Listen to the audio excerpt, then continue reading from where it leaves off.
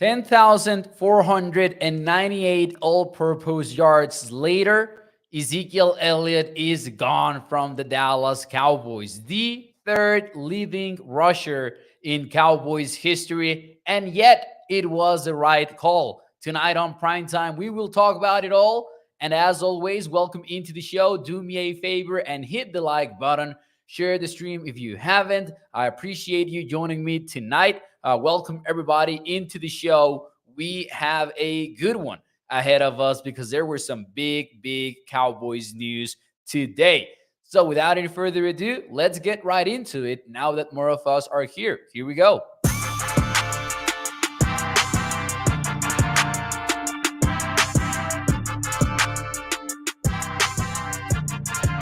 What is up, everybody, and welcome into A to Z Sports Dallas Primetime. I am your host, Mauricio Rodriguez, streaming with you live every Sunday through Thursday night at 8 p.m. Central here on Dallas On Demand Sports Talk Network with a lot more content coming your way. Make sure that you check out atozsports.com/Dallas. And as always, remember that Primetime is brought to you by our friends over at FreemanMazda.net. We will talk more about them and the ride of the week in a few moments here on the show. But before we do any of that, though, let's get right into it.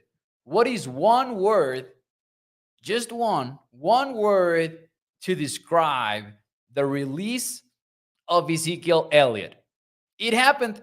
We didn't know if it would, but it did. On Sunday, we sat down, we shared some predictions about what was about to go down in the Cowboys free agency period. I thought that Zeke was going to be gone, but I understood that it was a big question mark because the Cowboys like their guys. It's what they do. You know, they keep them around. They clearly liked Elliott. He was one of the darlings of these front offices excuse me. And we didn't know if it was going to happen, but it did. And I think it was the right call. Just spoiler alert. But first, let me talk to you. I mean, let's get into the one word that describes this situation. I'm laughing because Toxic Tom just commented, "Are we gonna see? No, excuse me. Any more graphics that a kindergartner made tonight, Mo?" No. We have some professional graphics now. We got some good ones. I mean, still some rushed ones, but no drawings tonight from your primetime host. Let's see. Good, says Mando Luna over at Facebook. Peter Rizzo goes with confident. Debbie goes with sad. Katharina asks, wait, so Zeke is gone for sure? He is gone. The Cowboys, according to Ian Rappaport and Tom Pelissero, have reported that they informed Ezekiel Elliott that he was going to be released. I believe it's actually now official too. Oh yeah, it's actually official if I'm not mistaken. It's a post-June 1st cut. We'll get into what that means in a moment here. Let's see some other of your words before I give you mine. Overdue for Toxic Tom. Finito, says Bruce. Plan, says Mark Timmons. Relief for Gregory. My one word would be bittersweet. Because that's Zeke, man. That's Zeke. He was a beloved player for Cowboys Nation for a while. 2016 was one of the most fun seasons in recent Cowboys history, and he was right at the center of it. He and Dak Prescott together, that was such a fun season, and at the end of the day, you cannot deny those 10,498 yards that we mentioned right at the beginning of this show. Those are his all-purpose yards after several years with the Cowboys since 2016. Now, bittersweet, because at the end of the day, I thought it was the right call. This is what happens with the Cowboys moving on from Zeke. They save $10.9 million in the salary cap. They will not enjoy the benefit of this until June. And I say that because it was a post-June 1st cut. For those of you who don't know how that works, it essentially accelerates the dead money that you are gonna have in the books for a player into just 1 year. You rip off the band-aid. So the Cowboys are gonna have more dead money for Zeke essentially, but they don't get those cap savings until post June 1st. It's a trade-off of sorts when it comes to salary cap management. In other words, you get the cap savings, you get more cap savings right away, but you don't get them in March. You don't get them in this initial period of free agency. The Cowboys cannot use that in order to go get, I don't know, Mecole Hardman. We'll talk about Mecole Hardman later in the show. More than likely, this is money that you will use to sign your draft class, salary cap space that you will use to extend players later in the year or to carry over until the next year. So the Cowboys are getting these cap savings. They're just not getting it right now. It's kind of like borrowing money, for example, right? So there's that, first and foremost. Having said that, I think it was more about the salary. I don't think it was a salary cap thing. I think it was more about the cash aspect of it.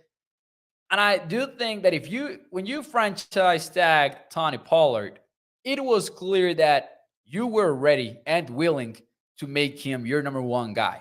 Something that Cowboys Nation has argued that it should have been done a long time ago. We know that the contract kind of made the Cowboys lean towards Ezekiel Elliott a little bit. But we knew that Tony Pollard was the guy that was actually being the most efficient runner. So when you franchise tag him and you're about to pay him $10.1 million, it's fully guaranteed money. It just made sense to move on from Zeke. I think there were warning signs for this. The most clear one being the actual franchise tag for Tony Pollard, but then also the fact that the Cowboys met with 6 different running backs in the NFL scouting combine. They're clearly interested in this running back draft class, which is considered by many one of the most loaded positions of this year. It's just about resource allocation. The problem, and not really a problem, but just a second conversation is how are you going to use that? What you're not going to use to pay Zeke, how are you going to use that? Both cash and salary cap wise. How are you going to use that? That is a good question, but just looking at it from Ezekiel Elliott's release point of view, it's a good move, in my opinion. $10.9 million is no small number. We know that. And I think that a pay cut, which is the other possibility that was reportedly being discussed, I think it would have been tough to just keep this headache for one more year, if that makes sense. You might have made it work for 2023, but it was going to be the exact same conversation in 2024. And it was tough to bet on it getting better because Zeke was banged up the last couple of years. And Jerry Jones even said in the combine that he was more injured than they let on as a team and that the running back let on as a team, as a player. And he was banged up. You can justify his decline with that. But at the end of the day, it also meant that he was hurt moving forward. He already had more injuries to him. And it seems to matter more when it's a running back that has had a workload as heavy as the one that Zeke has had throughout his career since joining the Cowboys and even before then, because we know that he was also a workhorse for Ohio State and the Buckeyes. Y'all are not going to let me off the hook. Mark Aaron says, oh, wow, nice graphics tonight, Mo. Yeah, we have more budget now. We have more budget. Now, the bitter aspect of it, as I said earlier, it's just that Zeke was a pro, and you heard about it. You heard about it with his teammates. Teammates loved him. He set the example. He set the tone in training camp, in practices, and all of that. He essentially just missed time last year because Mike McCarthy left him no choice, right? It wasn't like Zeke wanted to take a game off or two. The Cowboys literally just did not let him play. And I remember talking about it here on the show in the sense of, Zeke wants to play, but the coaching staff needs to be firm enough to not let him in that span of the season. So I think it's the right call. I think that this is the forward thinking that we want from the Cowboys front office. Does this mean that they're going to nail every single decision from here on out? No, but I think that individually, this is the right call.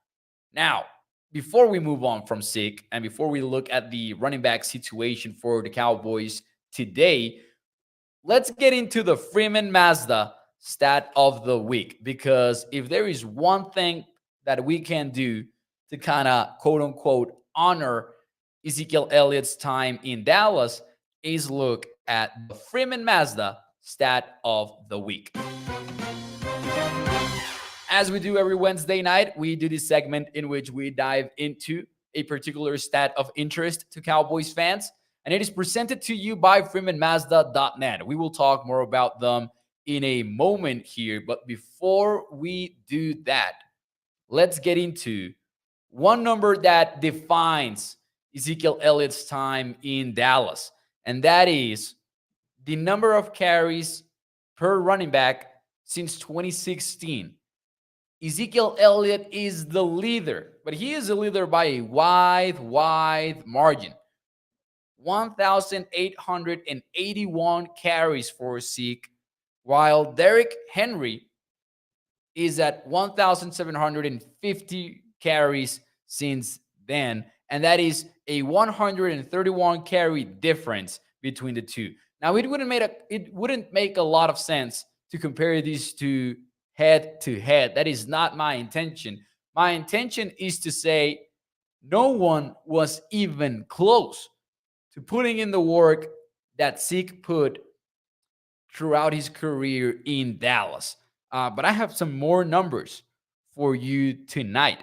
10,498 all-purpose yards. He led the league in rushing twice. That happened in 2016 and 2018, which I think is important because many people say that Zeke was good for just 2 years. I don't think that's true. I think that he had more than 2 years, but he also leaves the Cowboys as the third leading rusher in Cowboys history. And there have been some top tier running backs in this team. The third most rushing touchdowns in team history, third most 100-yard games, second most rushing yards in 2016, which in the NFL, second most rushing touchdowns since 2016. He played through PCL tears and hyperextended knees, and he also is third in rushing touchdowns in Cowboys history with 68. He honestly has a special place in Dallas Cowboys lore, even if it didn't end in the same way that you would have wanted it to end. It still was a remarkable career. Doesn't seem like much, but this started in 2016. It's 2023 already. And they gave him quite the workload. As I said, no one else had this type of workload since joining the NFL, since Zeke joined the NFL. And keep in mind, he missed playing time because of the suspension. He had injuries last year, and still he has that type of number. So really a remarkable career. Let me know in the chat. Where would you like to see Zeke next before we close the door on this conversation? And while you do that, where do you want to see Ezekiel Elliott play next? While you do that in the chat, let me talk to you about our friends over at FreemanMazda.net. They make this show possible for you as always. You can check out their dealership over at Irving, Texas. You can check them out over at FreemanMazda.net, and in there, you can see their wide range of new and used vehicles, and you can check out their features. You can check out pictures of the outside and inside of every vehicle.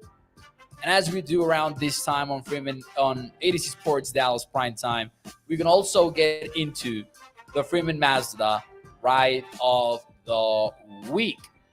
And in this case, it is a 2023 Mazda CX-50 2.5 Preferred Plus all-wheel drive. This one starts at $34,075. It's got all-wheel drive, a Wi-Fi hotspot, which is a game changer, Apple CarPlay / Android Auto, and a miles per gallon capacity of 24 when you are in the city. That goes up to 30 when you are in the highway. Freeman Mazda bringing you the stat of the week. Let's get into your answers right now. Where would you like to see Zeke play next? There are not a lot of options out there. Buffalo will go for him, says Carter Love. Zeke will wind up in Tampa, says Nicholas. And that is a clear fit. And there are already reports about the Buccaneers being interested. Running backs coach for Buccaneers is Skip Pitt. So it would make a lot of sense. Let's see here. Zeke is going to the Chargers, where Kellen Moore is. This is Joe. Interesting situation, even more so with the Austin Eckler storyline. I don't see where Austin Eckler can, where can he fit? Philly, somebody said Philly. Stephen White says Philly will get him. I mean, they might, but they did sign Boston Scott, and they did sign, who was the other guy? Rashad Penny in free agency, and they let Miles Sanders go. He signed with the Panthers today. So Tampa makes a lot of sense. The Bengals, Gregory says, the Bengals also make some sense. Samaje Perine is gone. He was their number 2 running back. Joe Mixon is going through stuff. So maybe the Bengals say, you know what? Enough is enough. Buffalo could be very, very pass-happy offense. I wonder if you are interested in him as a passing team when Zeke has not really been that. He has not really been, the receiving threat.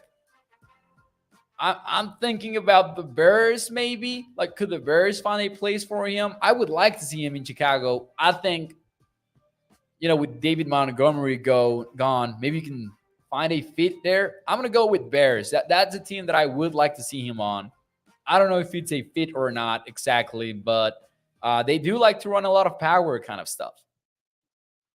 I'm going to go with Chicago just from, how can I say this? Just from what I want, not from what I actually think can happen. I'm going to go with Chicago. I would love that fit.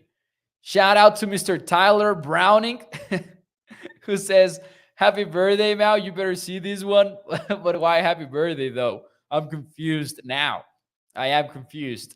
But I completely lost it, too. I was going to show it on the screen. Shout out to Tyler. I don't know if maybe I missed another comment. And happy birthday was his way of catching my eye. You better see this one. Shout out to Tyler. Not my birthday, but if you guys want to remember my birthday, it's the same as DeMarcus Ware's.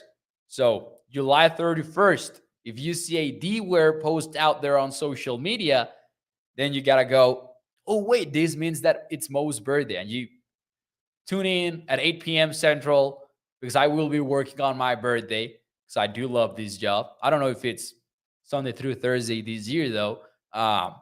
And you congratulate me. Tyler says, don't lie to the people. All right, it's my birthday then. It is my birthday. Zeke to the Jets, says Professor O. Rodgers, Zeke, OBJ, Randall Cobb, and Mercedes Lewis would have been dominant in 2016. Bro, how about that interview? Like, that was an experience watching that interview in Pat McAfee show. I gotta say, just a small parenthesis before we move on with the show. My respect for Aaron Rodgers during that interview was through the freaking roof. I know, diva, narcissist, you've heard it all by now. I'm just saying, where did he lie though during the interview? Because he dragged the Green Bay Packers. And I don't see any lies in there. Maybe the one lie was saying that ESPN reported that he had a demand list. They definitely did not do that. They did clarify that it was a wish list.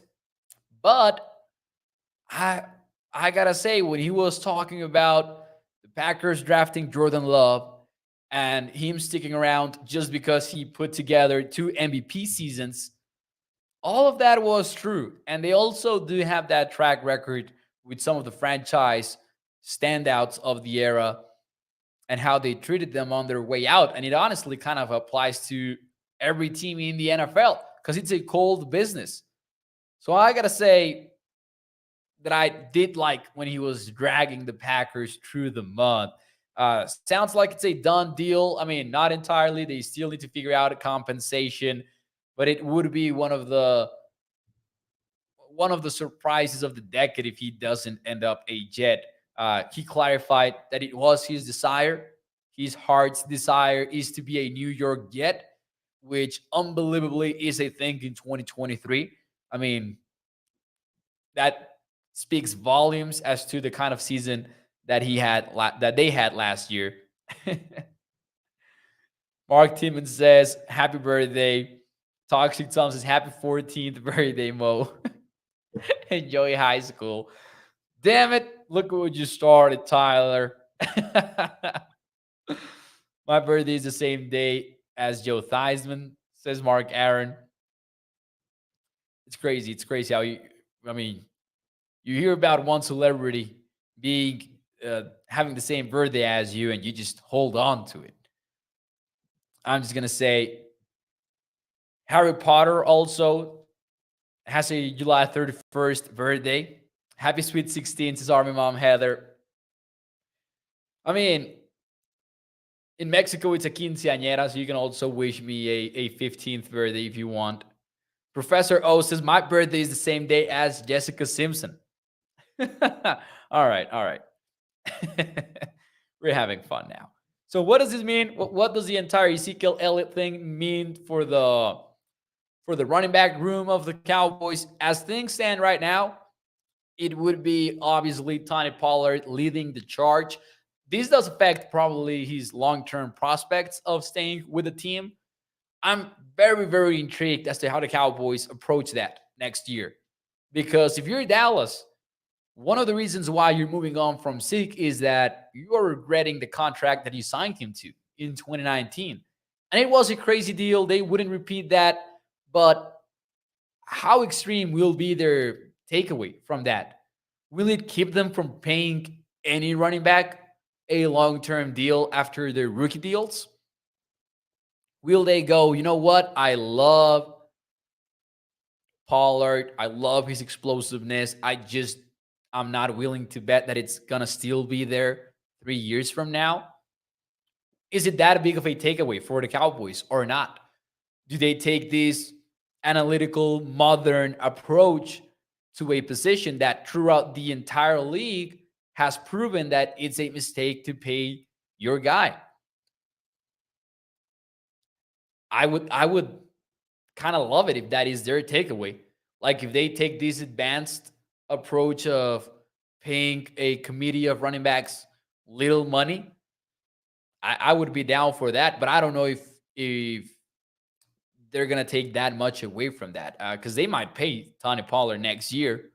Not a deal as big as 2019's Ezekiel Elliott's contract, but maybe they do approach things very differently next year. And I am very intrigued by that. Anyways, Pollard will be the number one guy. Right now, Malik Davis is the number two guy, but I'm looking at Rico Dowdle to maybe be re-signed. They did not tender him a, restricted free agency tender, so that might not be the case. But they did visit with 6 running backs in the NFL, not visit, interviewed 6 running backs in the NFL scouting combine. So, and Bijan Robinson was not one of them, Kevin. And by the way, shout out to Tyler, who is watching tonight.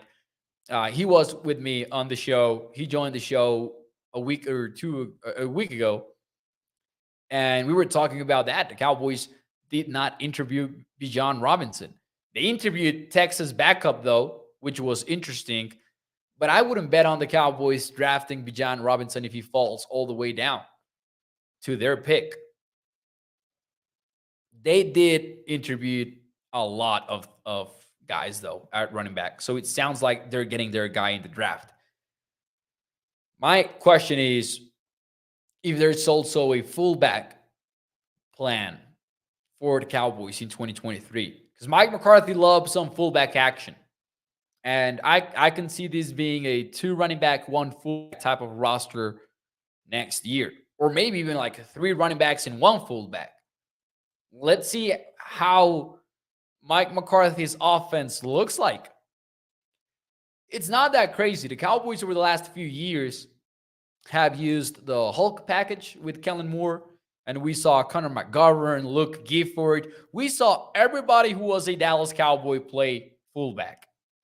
We were maybe like one game away from seeing the backup quarterback Cooper Rush line up as fullback. If you're on the roster to Kellen Moore, you were a fullback. So the Cowboys have some elements on their offense that they can translate into McCarthy's personnel and just do the same or similar stuff just with an actual fullback instead of a sixth offensive lineman or a linebacker or stuff like that. Because Mark is exactly right. He says we lost both Connor and Gifford. That is true. That is true. Mark Andrews says you already did Dak's deal over. I mean, they restructured it. I think that makes an extension even more likely, just looking at the numbers. How do you feel about Jahmyr Gibbs, Mauricio? Says Chris. I would not feel great about drafting a running back in the first round, and it sounds like if you're getting Gibbs, you need to get him in the first round. But hey, if he is the best player available, screw it, let's do it, right? But I have a hard time thinking that is the best player available when the time comes. Wouldn't be a fan, probably. Henry wasn't cut, says Professor O. I think they're speaking about Derrick Henry in the chat. Katharina says, Mo, NFL stands for not for long. That is true. That is true. Oh. Wait, what? Oh, Billy Bailey says, Mo, I was ready for, I think he meant Zeke's departure. Couldn't handle another year of him gasping for air on his hands and his hips. Am I the only one? That second part, I'm not sure. Like, I think that Zeke was hurt. I think that he wasn't a bad running back or anything like that. It was just about the 2023 numbers. Like, there was no way you made that work. Not with Tony Pollard earning more than $10 million, which he deserves. Like, to me, tagging Pollard makes sense because it's a 1-year commitment, relatively a low-risk bet. But yeah, I mean, I think it was time to move on from Zeke. I will say that. And it wasn't until I actually sat down to take a deep dive at the numbers, and we had a show about this when that happened, that it just clicked. Like, it made so much sense for the Cowboys to cut Zeke. Before that, I was all in the idea of the pay cut. But then just looking at the numbers, it just didn't make a lot of sense. Gregory says we should target Orlando Brown on free agency, says Gregory. I don't think that they will. I think that even though he has not signed, he is going to be expensive. He's a left tackle after all. You kind of have two left tackles right now, right? If the plan would be to play Brown at tackle and then Tyler at guard and then Tyron is your swing, I could see that. But just overall, from a what will they do perspective, I don't see that happening. I don't. But speaking of, free agency is still ongoing. I mean, we are one day into the official free agency period. And there are a lot of wide receivers of the market, essentially. I'm not going to talk about Hopkins. I'm not going to talk about OBJ. We've done a lot of that already.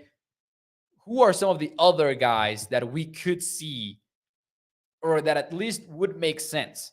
Because Jacoby Myers has been signed. Juju Smith-Schuster has been signed. What happened over here? I had James Robinson running back to the Patriots. All right. But wide receivers that are available that would make some sort of sense. There's Darius Slayton, who is this guy that, he would contribute. Maybe he wouldn't be a big name, but he can be a solid number 2. DJ Chark has had some issues with injuries.